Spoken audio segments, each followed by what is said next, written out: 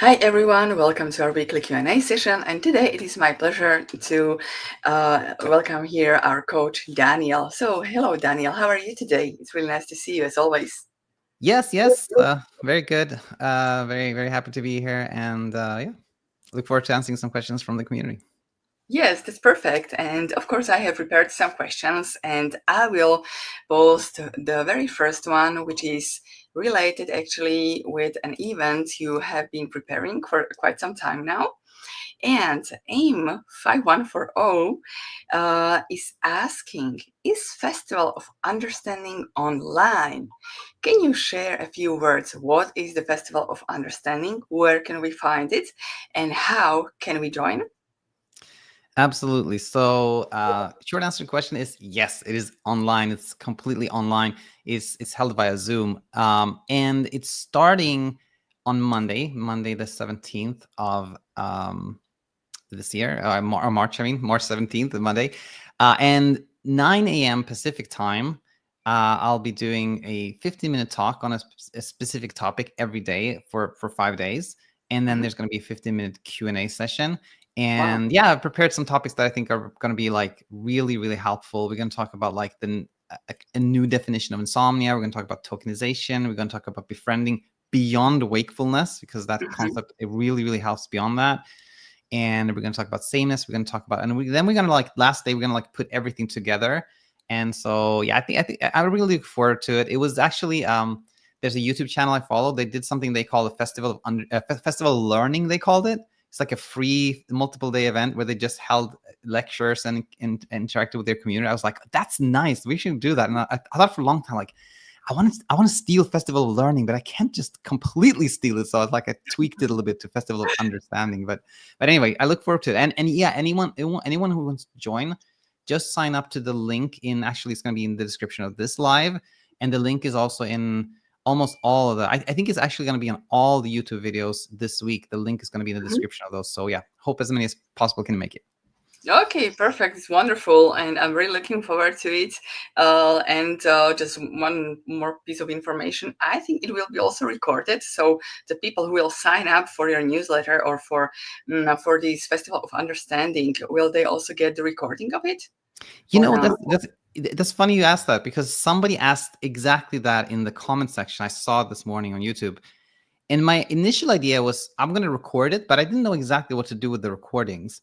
But Mhm. now I'm like, oh yeah, why don't we do this? We'll record it, and everyone who signed up for the festival will get a copy of the recording. So that's my new plan. So yes, as long as there's no technical glitch or something I don't understand, my intent is fully to record it and to give everyone who signed up a copy of the recording.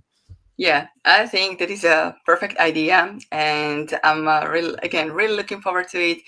I think it's going to be really great. And now let's go back to our Q&As, and the questions are already coming in. And let me start with a really nice message for you, Daniel, from Kelly, Coach Daniel, big fan. You saved my life, Daniel. I can say the same. Okay, right. We have a question from Annie. Hello, what can I do? I fall asleep and wake up in the middle of the night, many hours before the alarm clock, but I can never fall asleep again. And once awake, is awake regardless of whether it's after an hour or if I'm lucky after 3, 4 hours of sleep. I don't know the exact number of hours because I don't look at the clock. So, what would you advise to Annie? Yes, Danny. Yes. Firstly, I'll say sorry if this is happening, but I'm glad you're here, and I'm gonna answer this in the same way I always answer when somebody asks, like, "Hey, what should I do if I wake up in the middle of the night and can't fall back asleep?" And so I answer this like with like in a kind of like with with like three tips kind of baked into this understanding, right? So, or this teaching. So the first one is, when you find yourself, waking up in the middle of the night, then what can be really helpful is to do exactly what Annie's doing, or what she's not doing, which is not know the time. I always tell people, if you wake up in the middle of the night, the first thing we intuitively tend to do is like, what time is it? Because when we have become kind of scared of not sleeping, we our brain wants to kind of have some sense of control. So it often wants us to like check the time and monitor how long did we sleep, how much do we have left, like how much we're, but that just creates more anxiety and frustration and pressure for us. So number one, not knowing the time can be really helpful. And number two, I call that not to sort of like not fight reality. Oftentimes we go like, oh no, I'm awake. What can I do now to make myself fall back asleep as soon as possible? And then we're kind of fighting reality. The reality is we are awake. And the more we try to like fight reality, the more struggle we have. So just kind of accepting that, okay, at this point, I am awake. And then that gives us kind of options. So okay, now I'm awake. So what do I do now?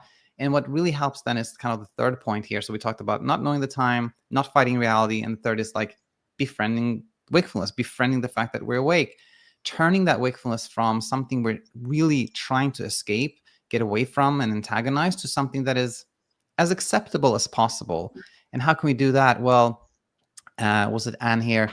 If you can just think of anything that makes it a little bit easier for you to be awake when you don't want to be awake. Like naturally, you want to sleep. Like we know that you want to sleep well. I want to sleep well. We all want to sleep well. But what can you do that makes it more acceptable for you to be awake? And paradoxically, when we do that, and when our brain sees that, okay, being awake is not necessarily what we want, but it's not a threat, it's not dangerous, it's okay, then kind of the fear of being awake comes down. And then when we wake up, we're only briefly awake. We fall back asleep easily. So again, not knowing the time, accepting reality, befriending wakefulness, that really helps, Anne.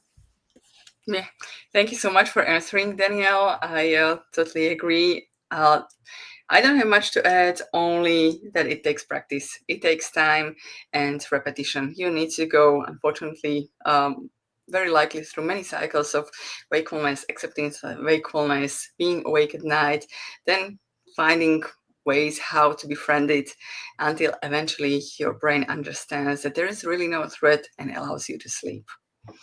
Yeah. Cool.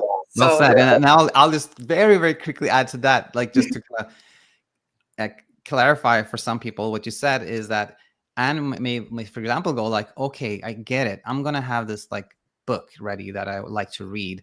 And then Anna wakes up and she reads the book and finds that she easily fell back asleep again. And then the brain goes like, I found the trick.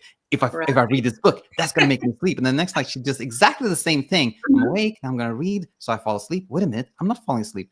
Now the book has become this trick, right? That we try to use the book to make us fall asleep. So it's no longer befriending wakefully, it becomes the opposite. So exactly as I said, sometimes we need a few cycles to truly understand. But yeah, I just couldn't help myself from adding that. Yeah, thank you so much. Good. We have a question from Mar. How can I sleep when I have anxiety because of life events? I have a job interview today, and last night I slept very little because my body was hyperaroused and my mind was racing. So, what do you think, Daniel?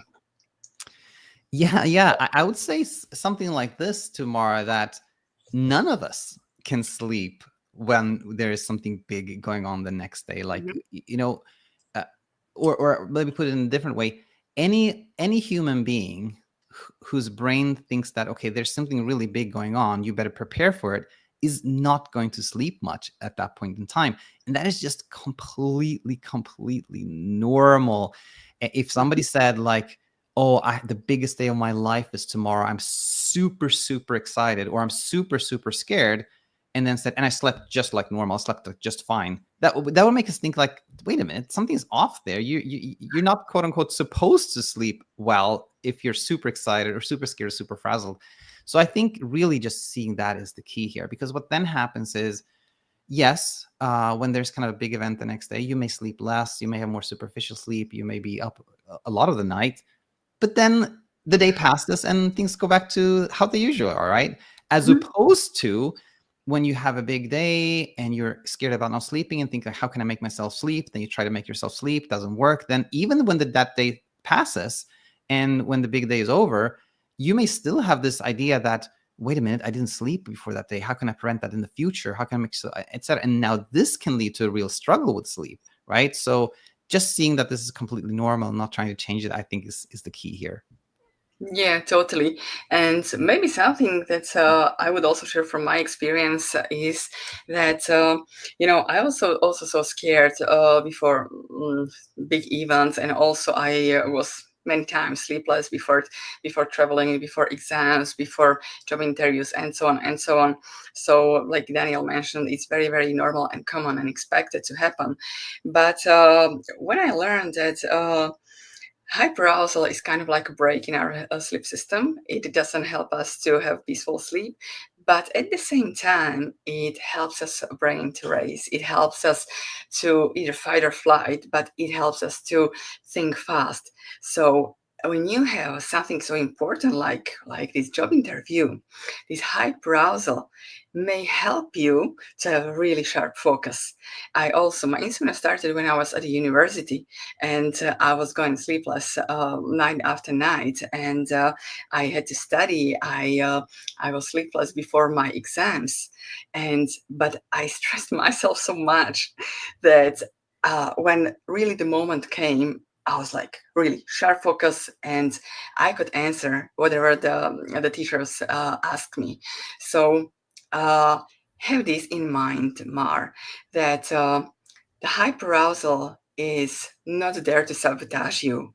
It's going to support you. And even in sleep, it's not there to sabotage your sleep. It is there to protect you, because your brain has this connection that being awake at night is a threat. So your brain is trying to protect you in a way because it loves you and wants you to be safe. Like, hey, there is this threat, so I need to keep you a little bit in hyperarousal, so you are awake, so you can either fight or flight from this threat. So it's really helpful not to antagonize this hyperarousal. And when you before this big interview, just try to remind yourself that there were nights that you didn't sleep and you still could perform well, right? This can maybe just lower your anxiety a little bit and just give you the little bit of kind of like trust in your own ability, that even when you are not physically or totally like refreshed, like with having 8 or 10 hours of sleep, you still can perform. So good luck with the interview, Mar, and let's move to another question. Da-da-da. Okay, we have a question from Cherry Blossoms. I have asked this before and I'll ask again. I keep seeing it a lot: diet and sleep. Like sleeping less causes weight gain and all of that. Also, please talk more about hypersleep. What are your thoughts, Daniel? Yeah. Firstly, I would say welcome back, or nice to see you again, Cherry Blossoms. I remember there was a time when there were a lot of questions, like a lot of comments from Cherry Blossoms, but I haven't seen Cherry Blossoms in a while. So anyway, nice to see you again. And yes, this is very, very true. We hear a lot in kind of mainstream media and blogs on the internet in general about how if we don't sleep enough, we're gonna see our weight increase, And I firstly want to say that I have not seen any, scientific evidence backing these claims up. It is true that if you look, for example, at a map of the United States and you ask people like, how much do you sleep? And people kind of self-rate that, like they say, I sleep this much on average. And you correlate that with weight, you will see some correlation between like people who think they sleep little tend to have like their weight tend to be higher. You can kind of see, I've seen that map of the United States presented, but it doesn't mean anything. It just means that people whose weight are higher tend to estimate their sleep as shorter, but it's there's no reality, like there's no truth, there's no objective data supporting that. In fact, I would say in our community, like within like people who are struggling with sleep, where there's like an anxiety around not sleeping, what we see very commonly is the opposite, that we have weight loss. That I've done this for many years, and I've talked to like at least in the 10s, 20s, 30 people, right, who had very, very significant weight loss due to all the anxiety and the loss of appetite, etc., etc. So with anxiety and insomnia, it tends to be like weight loss tends to be much more common. But so again, I say I've not found any evidence that short sleep causes weight gain. I think with insomnia, we often have weight loss. And now on hypersleep, I would just say that hypersleep is, I think of it as like this mixed state where we are, we do sleep, but our brain is also kind of in this hypervigilant state. So we don't really experience it as sleep. It's like what many of us have felt this when we had like we had to get up really early in the morning, and we were like kind of worried about like will I get up that early? Will I catch my bus? Will I miss the alarm? Will I hear the alarm? Will I be okay? And then like we go to bed and we fall asleep, but we don't really feel like we slept. We just wake up, we check the time. Oh, it was just 30 minutes. Okay, I can fall back to sleep. Oh, what happened now? Like this whole night is in this kind of like mixed state of like some sleep, some wakefulness, but after the fact, we're like, I don't even know what happened that night, right? That's hypersleep. Completely normal when we are in this like the hyper aroused state. And like anything else, it's like when we see that, when we're like, oh, hypersleep is completely normal, I don't have to do anything about it, then our worry about hypersleep goes down, and our worry about hypersleep doesn't become a reason we have hypersleep, right? So the more we see that there is no real threat, there's no danger, everything kind of fades down, and this hypersleep fades away as well. So I'll just pause there. Absolutely. Thank you so much for sharing, Daniel. Maybe the 2 cents that I can add, what I was thinking while you were speaking about weight loss in or weight gain when people experience insomnia. Uh, from my side, I've been in this community for 3 years, and I haven't seen or spoke to a single person who's like have excessive weight gain because of insomnia. That's the first thing. Second thing, I I believe that speaking of correlation, people who are overweight, they also experience sleep disruption because they might their eating habits are very irregular. Then they might do the fridge raids in the middle of the night, or eating really late unhealthy food, which may cause this sleep disruption, and also consequently it may cause the weight gain. So I would say this leads us more to a sleep disruption rather than insomnia itself. And regarding the hypersleep, yeah, the more you welcome it, the easier it becomes. And I for many people, the hypersleep is not very pleasant because it doesn't feel very refreshing. We don't feel so fresh. So what's the word? We feel very often very tired after hypersleep, right? But and this causes us to think like this is wrong, this is not good, we don't like it. But for me, from my experience, when I started to experience hypersleep, I welcomed it so much. I was so grateful for hypersleep because my insomnia started with all-nighter after an all-nighter. And when I was experiencing like, oh, there was a dream, this is wonderful, this means I must have slept, right? So it was just a wonderful proof for me that I slept. I still might be tired the next day, but I was really grateful for these little proofs of sleep. And this gave me this kind of confidence that there is nothing wrong with me. And on this confidence, we can build the trust that there is nothing wrong with us. And yeah, from it's it's a it was one of the baby steps that led me to recovery. Yeah. So Yeah. yeah, welcome to hypersleep. There's nothing really wrong with it. And thank you for your question, Sherry. And right, let's see. We have a question from Just Ray. Hi, I'm a graduate from your immunity program, and I felt a lot better at the end, and I felt I had the tools and teachings I need to move forward. But for some reason, I have fallen back into a performance anxiety cycle, but I understand to keep this neutral. I just keep falling back every 3-4 nights of sleeping well. Does this go on for a while? It feels like it has been for months. I am very accepting of the situation I'm in. I'm trying my best, but it feels like I'm pulling on a never ending rope. What do you think, Daniel? Yeah. So just Ray, thanks for asking, and I'm so glad you've been a part of our program, and you have such great understanding. Like you're approaching this with acceptance, and there's no doubt in my mind that that leads where we want to be. And yes, it can take some time, and sometimes we get confused and frazzled along the way. But uh, kind of reading this message overall, you see a lot of understanding. That's really really nice.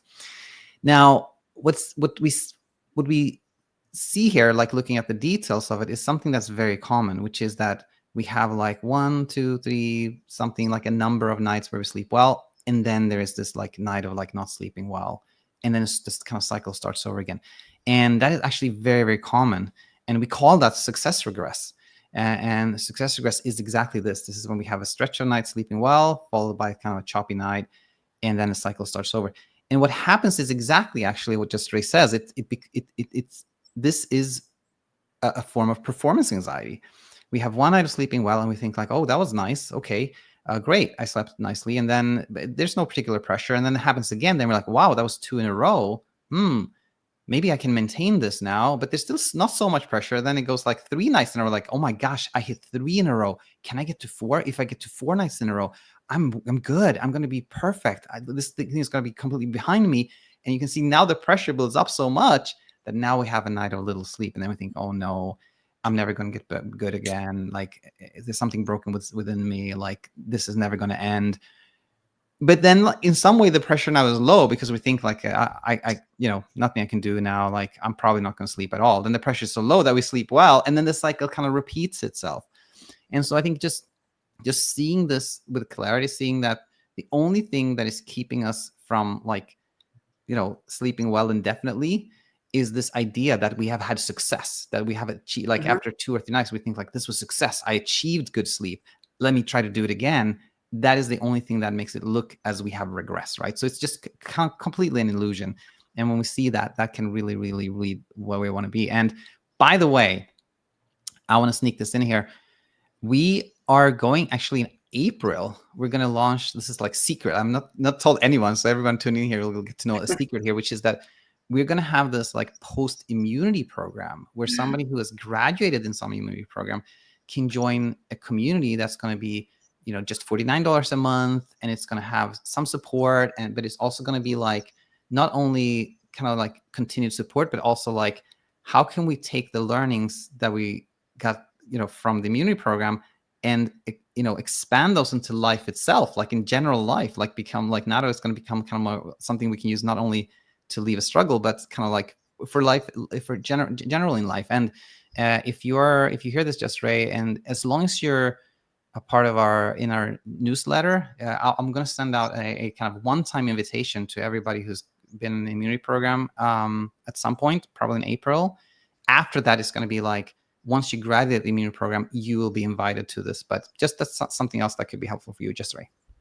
Yeah, that's perfect. I think that's really helpful, and it's going to be really helpful for many people because after Intimate Immunity Program, some people may feel like left out. They still might maybe miss the community, people of like-minded, people who are like-minded, and because from my experience, like.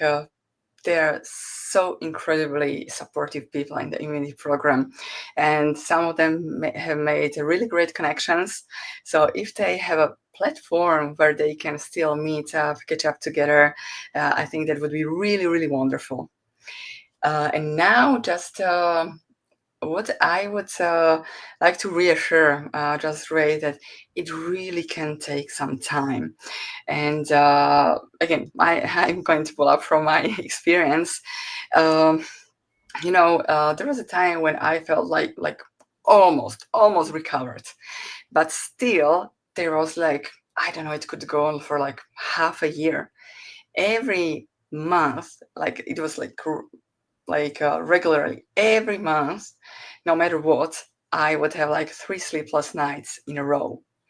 And at first, I was trying hard to figure out so I can predict these 3 nights, so I can prepare for them, And so at first I blame it to the full moon. Oh, it's probably because of the full moon. It's full moon. That's why I didn't sleep. Then I thought maybe because it's my cycle. I'm going to get my cycle. So it's hormonal. Then it has shifted again. So it was not exactly like there was no real structure, but it was always like 3 all-nighters one after another. And then I was listening to a podcast where one woman was sharing about her insomnia. It was more like a sleep disruption, not really an insomnia like with added fear. And she mentioned that before her menstrual cycle, she would have sleep disruption. Her nights were more difficult. So, what she would do, she would lean into self care in those days. She would make her days easier. She would shift the early morning meetings to a later time. So, I remember thinking, okay, if I would have to go through these 3 sleepless nights each month, each month for the rest of my life, I can totally take this, given what I had been gone through before. So I totally surrendered. I totally accepted. I was like, I don't care anymore. And this was the moment when they stopped happening, when they stopped occurring. It was just another proof for me that when we surrender, that when we just accept it genuinely, then our brain will really understand, okay, there is no threat here. I don't have to send this message over and over again. So a little encouragement for you, Just Ray. It's not your forever. And I believe, yeah, thank you so much for posting this comment. Okay, so we can maybe answer one last question. And right, we have a question. There are so many, and unfortunately, we don't have time to answer them all. So we just take simply the next one. A question from Divergent Flyer. I worry that I'll not be able to get through a work day on such little sleep. Should I take the day off or push through? So, what do you think, Daniel? Yes. We talked actually earlier about how you yourself, Veronika, you mentioned how during your university days you were really concerned that you wouldn't be able to answer questions from teachers or perform well in university on little sleep, and you were. And that tends to be like something we hear over and over and over again. People say, I didn't realize it, but I could actually do very well, even if I slept this little. And that can be such a helpful realization, because then the pressure to sleep comes down when we're like, oh, even if I sleep a little, I'll be okay. Pressure comes down, we sleep easier, things overall be easier for us. So oftentimes, what I describe as courage is helpful. And this is like the courage to go to work even if we have slept little. That can be so helpful because it can allow us to see that we can actually do fine even a little sleep. So courage really, really helps. On the flip side of that, if we push ourselves too much, too hard, too quickly, that in itself can become a struggle when we're like, I really think I should stay home today. And then we go like, no, push yourself, go. You got to show yourself that you're okay. It can be too much. So kindness and gentleness with ourselves also so very helpful. And so I would say you can use this as kind of like this teaching uh, along with your inner compass. So if you have a choppy night and you're like, I think I can still go to work. Good. Deploy courage, go to work and see where that leads. If you have a choppy night and you're like, you know what? I think today, I think I want to just take care of myself, stay home, deploy kindness. Both are so helpful. And I think that like balancing courage with kindness, that really leads where you want to be.